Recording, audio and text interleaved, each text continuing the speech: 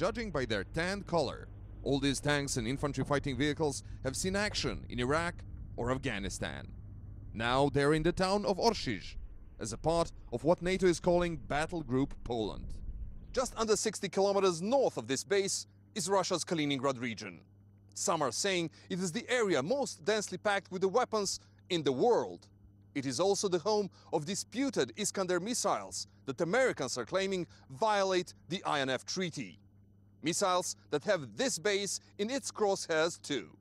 1,100 soldiers are stationed at this base, most of which come from the US. The rest are a mix of Croatian, Romanian and British troops.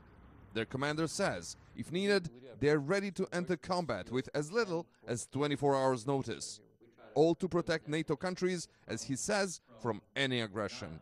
So we're aware of everything that happens in the media. But one thing about our military, about our battle group, is that we understand our mission for being here, and our focus is directly on that. And as long as I have the support from Poland to be here, and we're committed to them, and we're working and being interoperable, not just with them, but with the Baltics, to me, that's the reason for us being here. Lieutenant Colonel Habel refused to name Russia as the reason for this battle group's deployment. But US and Polish politicians both had no problems previously pointing the fingers directly at Moscow.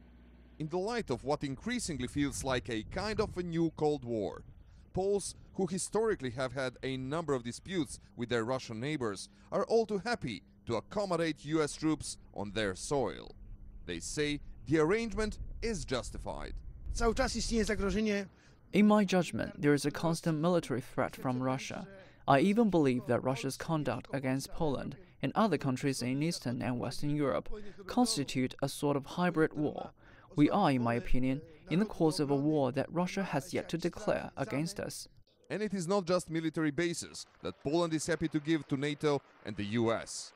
Just days ago, the country's Minister of Defense signed an agreement for purchasing $414 million worth of missile systems from Washington. And aside from the mixed NATO installation, Warsaw is also keen to have major US-only base on its soil. The Polish government even say they're prepared to fully finance $2 billion in construction costs.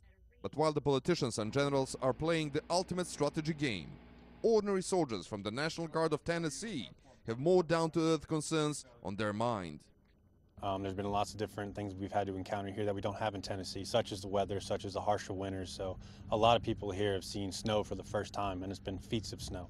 Those Tennessee troops will go home this May, but the tensions present in this part of the world will most likely stay for quite some time. Aljosz Milenkovic, CGTN, Orshizh in Poland.